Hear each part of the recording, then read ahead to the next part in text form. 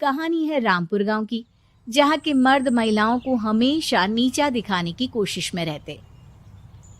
अरे अभी तक खाना नहीं आया क्या? मुझे एक और शादी करने की जरूरत है। नहीं जी नहीं, ऐसा मत करना, वरना मैं कहाँ जाऊंगी। खाना लेकर मैं अभी आई जी। गांव की पंचायत में भी फैसले हमेशा औरतों के खिलाफ ही रहते। मैं जो फैसला सुनाता हूँ वो भगवान की आज्ञा होती है। इस लड़के ने अपने मन से शादी करके अच्छा नहीं किया। लड़के को घर भेज दो और इसकी शादी इसकी जाति की किसी लड़के से करवा दो, लेकिन ये लड़की, इसे तो गांव के बाहर निकाल दो। नहीं नहीं जमींदार साहब, ये क्या बोल रहे हैं? ऐसा नहीं हो सकता। मेरी बेटी मासूम है, इसे अच्छे बुरे की समझ नहीं है। अरे कहाँ जाएगी ये बेचारी? कहाँ जाएगी? इतनी चिंता है तो पूरे परिवार का गांव निकाला कर देते हैं। बेचारे पूरे बसे बसाए परिवार को गांव छोड़ना पड़ता है। चाहे जो हो, अगर बेटियों को कंट्रोल नहीं कर सकते तो गांव में रहने का कोई मतलब नहीं है। यहाँ औरतों को दब कर रहना होगा। कोई भी अपने हिसाब से कुछ नहीं कर सकता, सब ईश्वर की मर्जी से ही होगा। तभी गांव का एक आदमी दौड़ा दौड़ा आता है। सरपंच साहब, जमींदार साहब, वो कालिया है ना, उसकी बेटी पढ़ने के लिए शहर जा रही है। अच्छा, ये कब हो गया? और कालिया की हिम्मत कैसे हो गई ऐसा करने की? लेकर आओ उसे और उसकी बेटी को। बस फिर क्या था, हाजिर हो जाते हैं कालिया और उसकी बेटी सरपंच के सामने। अरे कालिया, ये क्या सुनने में आ रहा है? बेटी को इंजीनियर बना रहा है तू? और ये बता, गांव में तो स्कूल नहीं है, फिर कहां से इतनी क्लास पास कर गई तेरी बेटी? राधा, जो कि कालिया की बेटी है, उसे लगता है कि सरपंच उसकी तारीफ कर रहे हैं।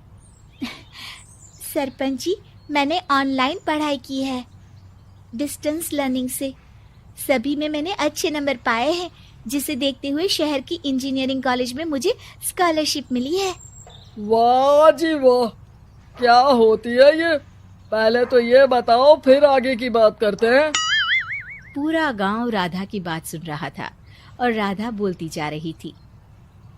तो ऐसे मैं फ्री में एक अच्छी शिक्षा लेकर गांव में जो कुछ परेशानियां हैं, जैसे बिजली, पानी और इंटरनेट जैसी समस्याओं के लिए काम करूंगी। मैं गांव को शहर से जोड़ने के लिए पुल का निर्माण करवाने का प्रस्ताव रखूंगी। मुझे पूरी उम्मीद है कि जल्द ही हमारा गांव भी तरक्की की राह पर चल पड़ेगा। राधा की बात सुनकर सारे गांव वाले ताली बजाने लगते हैं। सरपंच को समझ नहीं आता कि वो क्या करे। चुप रह नादान लड़की, गांव के खिलाफ जाने के लिए तुझे गांव से बेदखल कर दिया जाएगा, वो भी पूरे परिवार के साथ। और हाँ, अगर ठीक से गांव में रहना चाहती है तो ये पढ़ाई लिखाई छोड़ दे। हम तेरे लिए गांव का कोई होनहार लड़का देखेंगे। तभी गांव का एक आदमी बोल पड़ता है। अरे नहीं नहीं सरपंच जी, राधा बिटिया जो बता रही है, अगर वैसा हो जाए तो हम लोगों को पैसा कमाने के लिए बाहर नहीं जाना पड़ेगा। हाँ जी, और ना ही कोसों दूर पानी के लिए भटकना पड़ेगा। हमारे बच्चे भी अच्छी पढ़ाई कर सकेंगे और आगे बढ़ेंगे, ना कि हमारी तरह खेती करते बैठेंगे।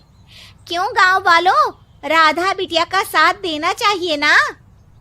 सरपंच देखता है कि गांव राधा के साथ है तो वो चुप हो जाता है। वो घर आकर अपने सलाहकार से बात करता है, जो बहुत ही चालाक किस्म का इंसान होता है। अरे सरपंच साहब, आपको बहुत ही होशियारी से काम लेना पड़ेगा। एक बार गांव तरक्की कर गया, यहाँ के बालक पढ़ लिए तो कोई ना पूछेगा आपको। और फिर ये जो बेटा और बेटी है ना आपके, इनको भी आम लोगों की तरह ही जीवन जीना होगा। हाँ, लेकिन करे तो क्या करे? वो ना आप मुझ पर छोड़ दीजिए, बस मैं जैसा बोलूं करते जाइए। अगले रोज सुबह जब गांव वाले सोकर उठते हैं तो राधा के घर के बाहर और साथ ही वो लोग जिन्होंने राधा का सपोर्ट किया था, उनके घर के आगे लाल रंग से कल आऊंगी लिखा होता है। कल आऊंगी, यह क्या होता है? अरे यह तो खून से लिखा है, लगता है कोई भूत प्रेत या चुड़ैल का साया है। चलो सरपंच जी के पास चलते हैं। सभी सरपंच के पास जाकर उसे सारी बात बताते हैं। अरे ये तो बड़ी मुश्किल की बात है। चलो मैं एक बाबा को जानता हूँ, उन्हें बुला लेता हूँ। सरपंच बाबा को लेकर गांव के घर के बाहर जाता है। ओहो, तो ये वो चुड़ैल है जो उन लोगों को निशाना बनाते हैं जो गांव को बदलने का सपना देखते हैं। वो गांव को ऐसे ही संपन्न देखना चाहती है, वो नहीं चाहती कि कोई बाहरी यहाँ का कायाकल्प करे। क्या तुम लोगों में से किसी ने गांव को बदलने की सोच रखी है?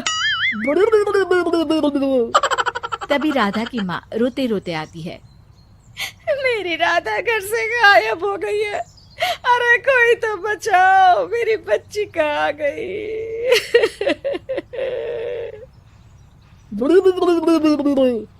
ले गई वो चुड़ैल, तेरी बच्ची को ले गई। अब वो उसे श्रापित करके छोड़ेगी, उस पर चुड़ैल का साया हो जाएगा। तभी बुरी सी हालत में राधा भी वहां आ जाती है। उसके बाल चुड़ैल की तरह फैले होते हैं और कपड़ों में खून लगा होता है। सभी राधा को देखकर डर जाते हैं। माँ, पता नहीं मुझे कौन उठा कर ले गया था। अरे दूर दूर हो जा चुड़ैल, अब हम लोग इस गांव में नहीं रुकेंगे। अरे कैसी बातें कर रहे हैं आप? कल तो आप मेरे भरोसे गांव का हुलिया बदलने, अपने बच्चों को पढ़ाने और तरक्की उन्नति की बात कर रहे थे, तो आज क्या हो गया आपको? ये फिर तुम लोगों को बहकाएगी।